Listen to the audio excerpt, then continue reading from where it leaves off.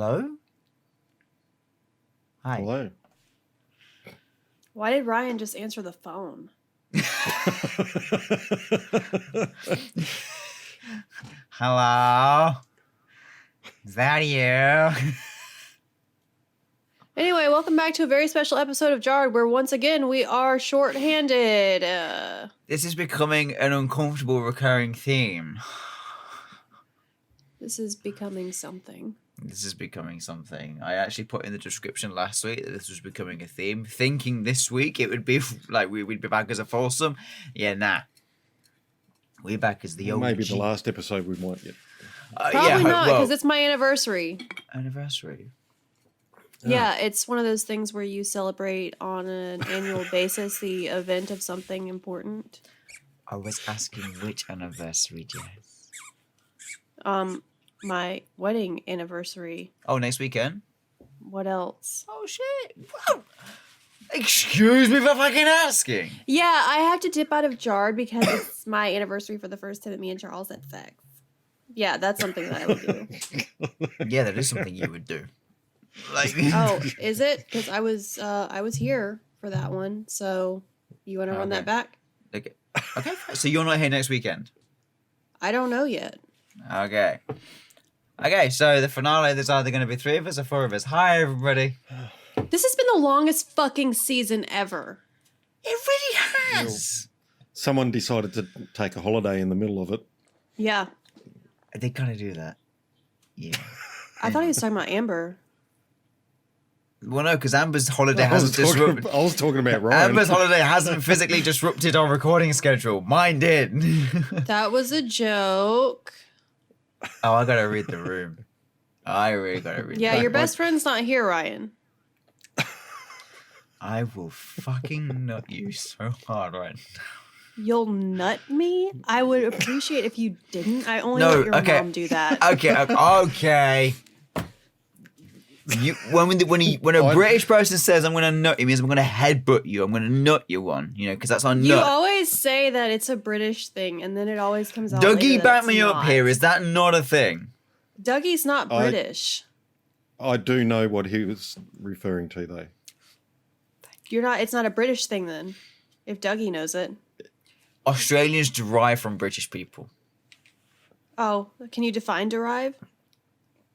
No, I actually can't.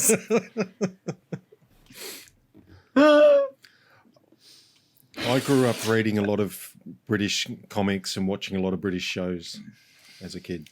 So Australians are just drunk British people. I'll drink to that. I would if I drank, but it's too early in the morning anyway. Hey, Says who? Who makes the rules? Hey, it's 6 a.m. Society? somewhere. 6 a.m. 6 p.m. Did you know civilizations or what's it called? It's not civilizations. It's empires. Empires typically only last for about 250 years before falling. Did you guys know that? No.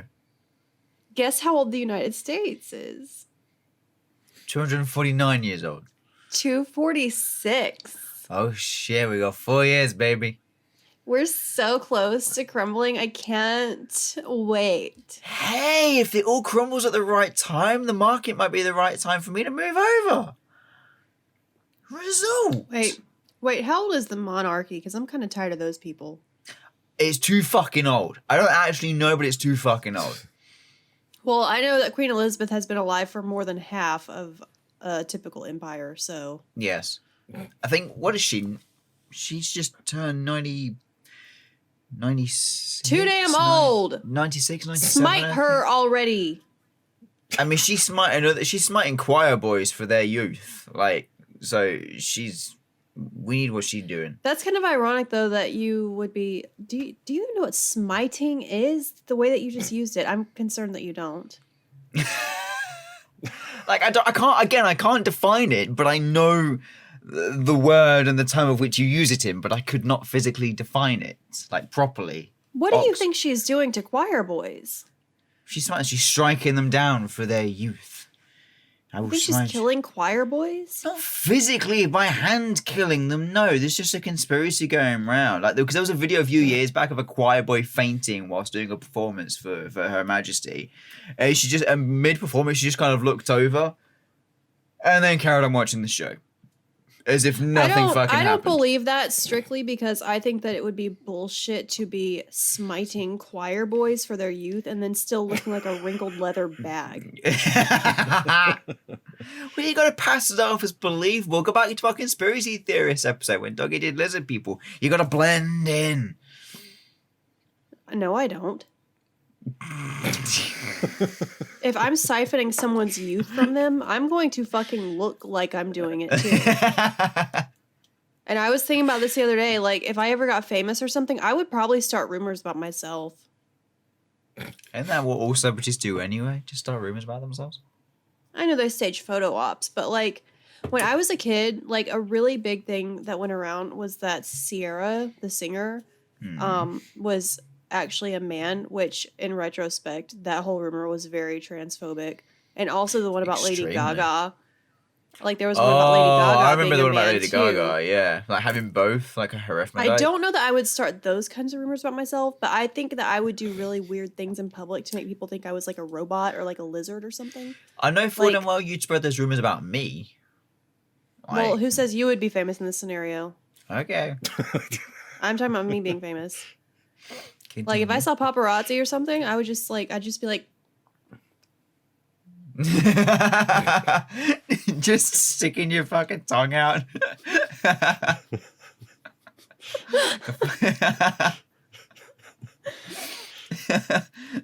or I would do like very stereotypically like Illuminati things in public just to like make people freak out and make them think that I was in the Illuminati and I really wasn't. I would do Wow. all the triangle symbolism in public, and they'd be like, "Oh my God, she's Illuminati," and I'd be sitting there in my bathtub full of cash, like. You just be drawing it on your Starbucks coffee mug, just the fucking all-seeing eye triangle, just like yeah. Or maybe I would start a whole like free Britney conspiracy about myself. I would just like Oh god. go to Starbucks and on my cup I would be like, for the name, can you write "help me"?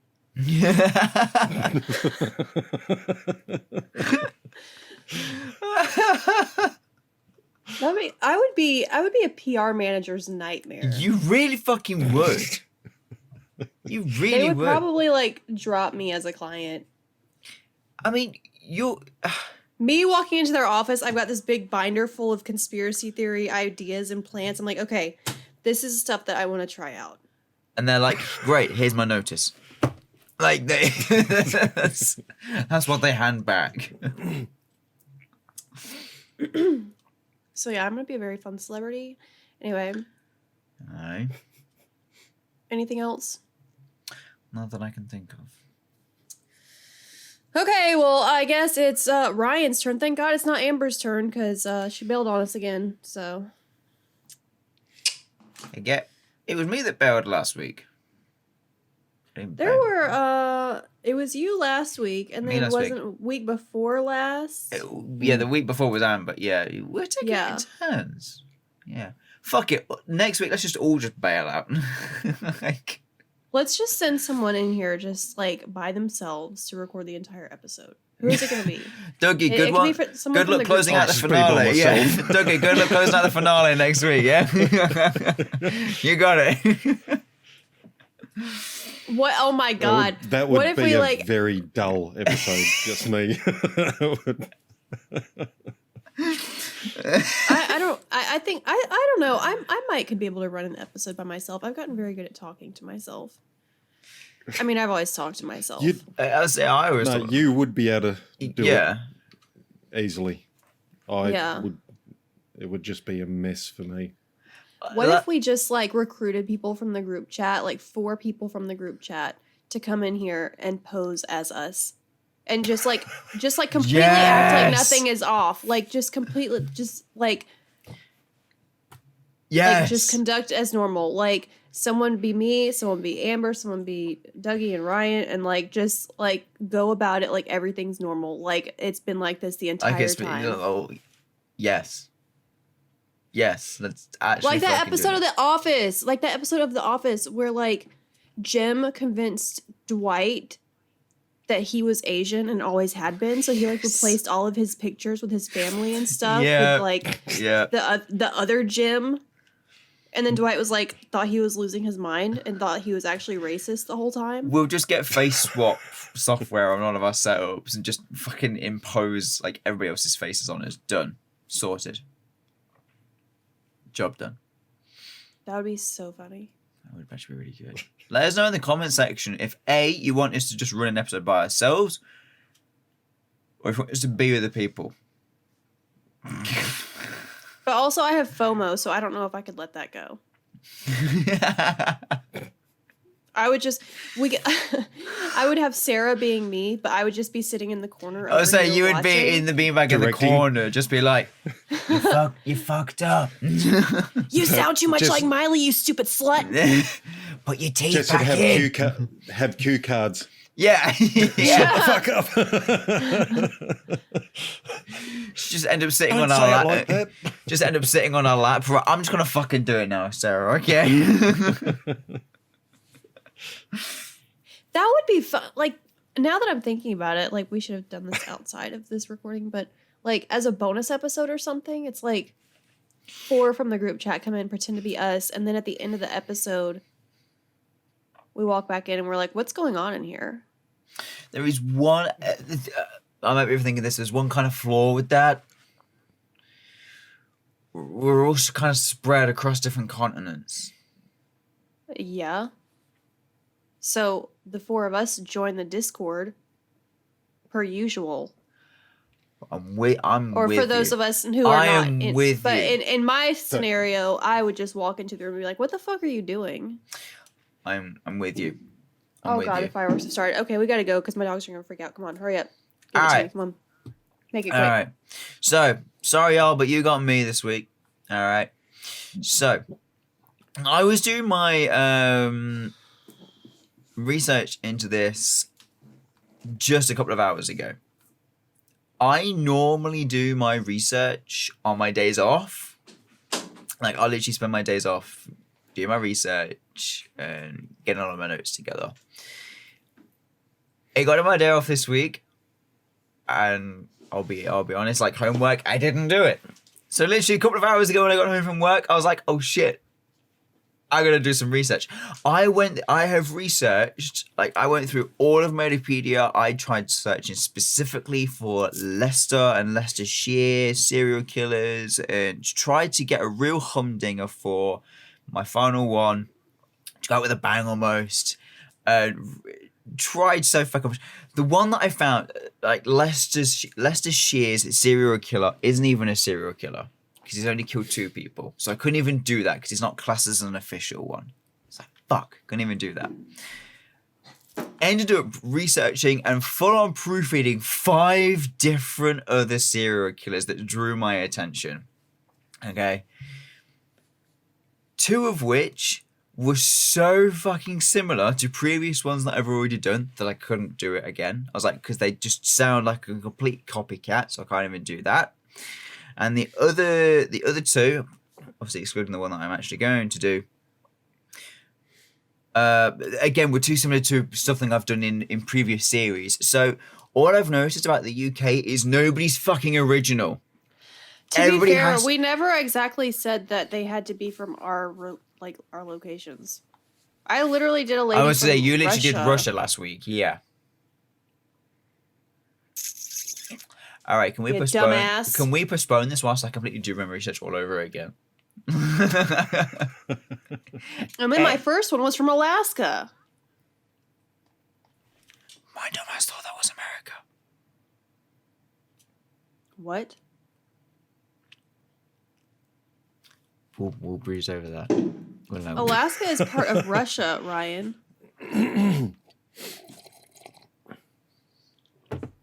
Anyway, so I'm going to be doing a scumbag of a man called Lee Ford. Classification is known as mass murderer rather than serial killer. I'm kind of doing my split notes between Murderpedia and a whole section from The Guardian. Because Murderpedia's like information extract was from the BBC news outlet, like newscast. I wasn't reading that because the story didn't make sense. So, yeah, Lee Ford was known as a mass murderer. He had 5 victims, all on the same date of September the year 2000. His victims were his wife, Leslie Ford, and her 4 children, Craig Tranter, Stephen Tranter, Anne-Marie Tranter, and Sarah Jane Tranter, in Crankey, Cornwall, England. All right. So, now if I just switch over to the Guardian here. Here we go. All right. So, Lee Ford, aged 33, killed his stepchildren and his wife in a 24-hour period in the year 2000 at their home in Crankey, Cornwall, after Leslie Ford found out that he had begun a sexual relationship with her eldest daughter, Sarah Jane, aged 17. Oh, yeah. The couple have had 2 children of their own who were not attacked in his rampage. In the late August 2000, Leslie, his wife, aged 36, threatened to stop Ford from seeing their children, Sarah Jane, Anne-Marie, Stephen, and Craig, after a row, during of which he hit her across the face with a rounder's bat and then proceeded to kill them all. Ford told police that he went into the garage to cool off after the argument, and whilst he was in there, found a rope, picking it up, returned to the home, walked up behind Leslie, and strangled her. He quotes, and he quotes here, "The next thing I remember, she's lying on the floor dead," end quote. He told police, quote, "I do not know why or what went through me. Leslie was killed in the bedroom, the 4 children in the kitchen. They were strangled from behind with a rope. They do not know what was coming, and neither of them knew one of them had gone before them. That my own hands had done what they have done to 5 people with a rope is a nightmare. I do not even understand why I did what I did. Somewhere amongst the argument, I snapped." End quote. Ford wrapped the corpses in sheets, covered them in lime, and buried them in the woodshed at the bottom of the garden. Weeks later, he moved the bodies of Sarah Jane and Anne-Marie, reburying them in a field 4 miles away. And I'll circle back to that in a minute. Police established the timings of the killings by examining text messages sent by Sarah to colleagues at the McDonald's restaurant she was working at the time. The last one was sent at 2:37 p.m. on August 30th, the year 2000, and the final incoming message was sent by a friend and the colleague on September 7th, a week after she had been killed, and it simply read, quote, "Are you still alive?" End quote. The court was told that Ford had become, quote, "openly and forcefully," end quote, jealous of Sarah Jane's friendships with boys of her own age, a fact of which helped explain the ferocity of the killings. Nigel Pascal, the prosecutor, told the court the killings were not a crime of passion, but deliberate and considered. Quote, "We say by any standards this was an enormous and pitiful tragedy and a tale of true horror. The sheer mechanics involving 5 separate and virtually identical killings suggest a careful and planned homicide," end quote. After the murders, Ford embarked on an elaborate cover-up story, and the bodies were not discovered until more than a month later after the killings, when Mrs. Ford's brother, Peter Wyatt, contacted police.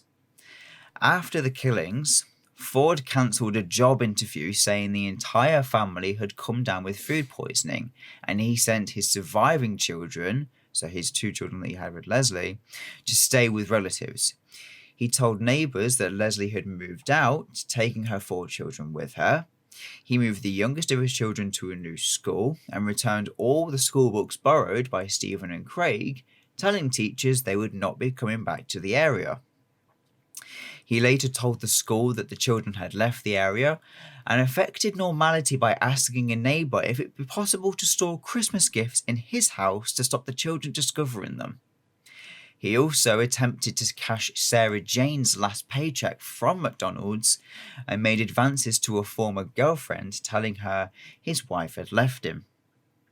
After Mr. Wyatt contacted them, police visited Ford and were told that Leslie, his wife, had left them, taking the children.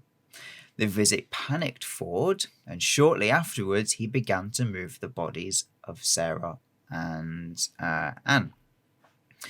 On October 4th, police held a press conference appealing for help and revealed that Ford and his 2 children had also gone missing. Later that day, Ford was stopped whilst driving across, get this, Bodmin Moor, of where the Moors murders happened. Small little Easter egg there. His children, however, were found safe with relatives, and that night police discovered the first of all the bodies. Leslie, his wife, met Ford in the year 1990, 8 years after the breakdown of her first marriage to the father of her children, Michael Trainter. Leslie and Ford lived in Telford before moving to Cornwall in 1995, the year I was born. Leslie did not work, and Ford was occasionally employed as a builder and a roofer. He spent much of his time drinking at the local cricket club, where he was known as a strict and overbearing stepfather, especially towards Sarah Jane. The court heard that Ford's drinking was a source of friction between the pair, as was his short temper. He would get annoyed easily if he could not video programs because his children were watching other channels, and at the time of the killings had become detached from the family, spending hours in the garage on his own. In May 2000, Leslie saw a solicitor because she was concerned about the threat of violence and possible sexual relationship between Ford and Sarah Jane. The solicitor contacted social services, but no action was taken. At the time of the discovery, Mr. Trainter, the children's father, said, quote, "My babies have been taken away from me. I just feel if I've got nothing left to live for, I just feel so empty." End quote. His brother, Andrew Trainter, said he, Ford, will get what he deserves. We're hoping that life will actually mean life. He took the lives of 5 people that we love dearly. He should get life easily without release himself. End quote. During the trial, Lee Ford himself came forward and said that he has given no reason whatsoever for any of the killings. What out of the 5 that I researched within the 3 hours coming up to this, because that was literally all the time I gave myself, I come across a guy that did a mass shooting in the UK, which still classes as low profile for the UK. I researched a doctor that murdered, estimate, 250 people back in, I think it was the 1940s, something like that. I researched somebody that stalked and raped teenage boys and killed them to hide his homosexuality. They all had motives. This guy has none. And that's why it stood out to me more, because he come forward and said that he had no motive. He doesn't know why. He literally just snapped. There is nothing about his childhood whatsoever. Nothing was given in the trial. No evidence was dug up at all from his childhood as to why, what could have caused this. He literally just thought, fuck it, I'm going to kill my wife and have 4 children and let mine live. Again, I don't believe in I don't believe in such a thing as snapping. So for there not to be any information on his childhood, I think a lot of the answers can be found there. Yeah. I mean, like I say, I know I only gave myself 4 hours, but I did dig into this guy afterwards. But again, with people who appear to snap, especially like family annihilators, it's not something. It's never something that just happens. Like, there's always something simmering below the surface. Yeah. And it just slowly builds up over time. It escalates. So whatever he had going on, it had been there the whole time. I mean, it escalated at some point, and it came from somewhere. And I guarantee, if they knew anything about his childhood, all the answers could be found there. and if he had a sexual relationship with his wife's daughter, Sarah Jane,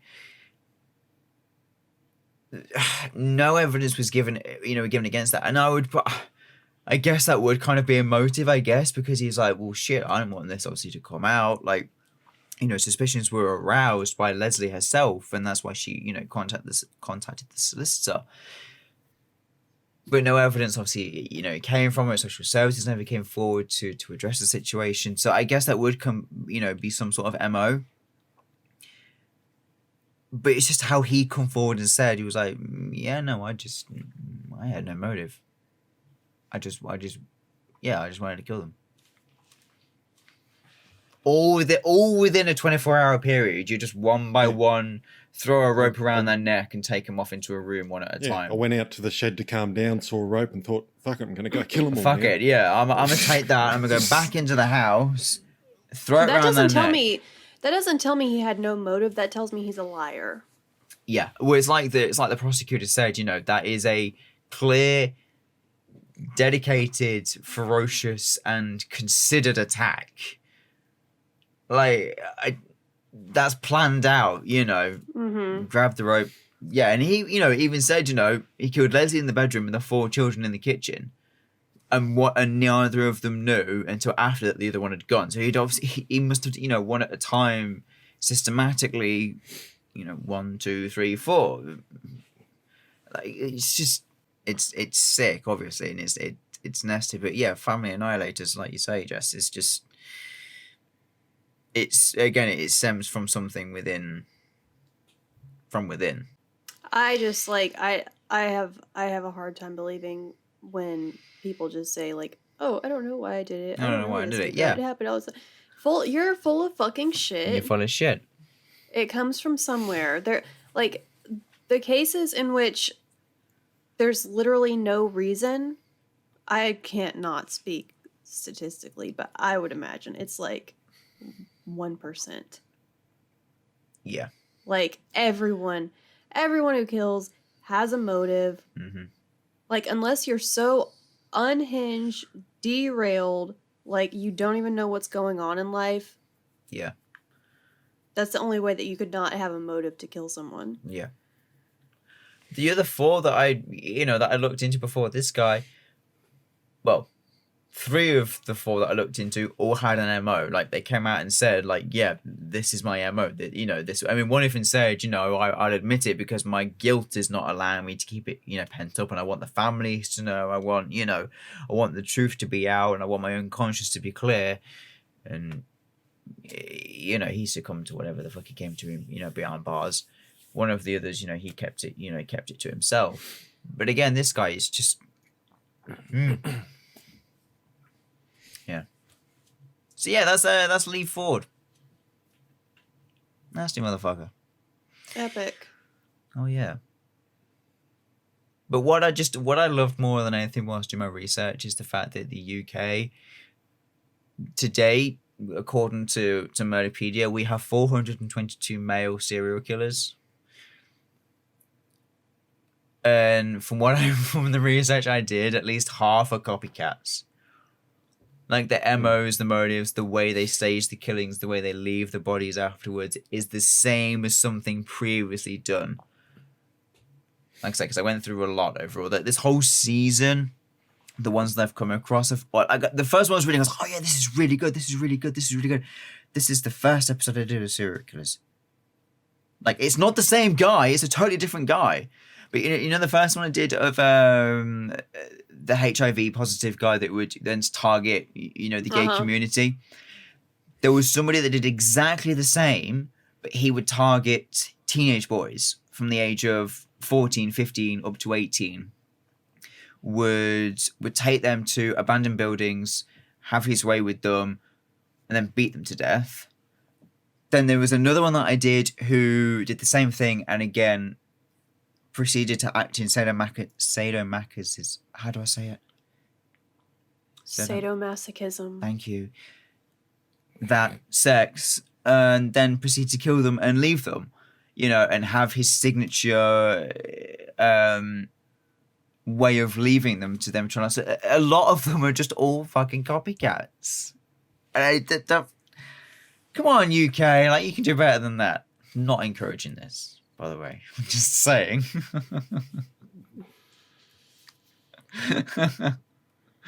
Please don't hurt me. That was bold. Yeah. I don't condone any of this, by the way. Come on, UK, you can do better. I don't condone this, by the way. Shut the fuck up, idiot. Do I cut that? Crazy. Well, Dougie, I hope you're bringing your A game next week. Because you're closing us out. Yeah, I know. That's what worries me. Nah, you got this. You got this. Like I said, I literally left myself with 3 hours. So yeah, well, for me, my last one was I woke up in the morning and went, fuck. Oh, shit. And had a whole hour and a half research. Okay. That's still better than me earlier this season when I literally pulled up my info as we were recording. I like how all trying to trump each other. Yeah, but you still did a better job. That's because I'm a better actor. Oh, damn. AKA a better liar. That's nothing to be proud of, Dougie. You're proud of it, though. I am. Yeah. I can manipulate anyone. We know. I can heavily influence situations. We know. Just like last night when I said, hey, I know. I want to make someone mad. I know. You're so fucking proud of that, and your smugness irritates the fuck Sorry, out. I was just reliving waking up this morning to your angry messages. I'm not reliving this morning of my first emotion of the day being... That was so satisfying. That was so fuck. satisfying. I woke up and I was just like... Yeah, I woke up, my phone was in my hand, and the next thing you know, I fucking launched the bastard. That was so much fun. I wonder what I should do tonight. Okay, we'll be passed out in about half an hour, I don't care. Yeah, but you will tomorrow morning. That's the When thing. you wake up. If I see baddest bitch alive on my phone, I'm not fucking reading it, okay? I'm just not fucking... I'm swiping and I'm not touching it for I'm 48 going to say hours. something so spicy. I got to figure out what it is, though. Dougie, you got to help me. I got to figure it out. You're asking the Really wrong person there. spicy. It's got to be really spicy. Anyway...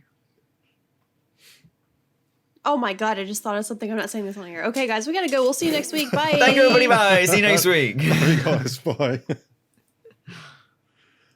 Wait, he just... Whoop, that was the wrong button. I hit stop on the wrong one.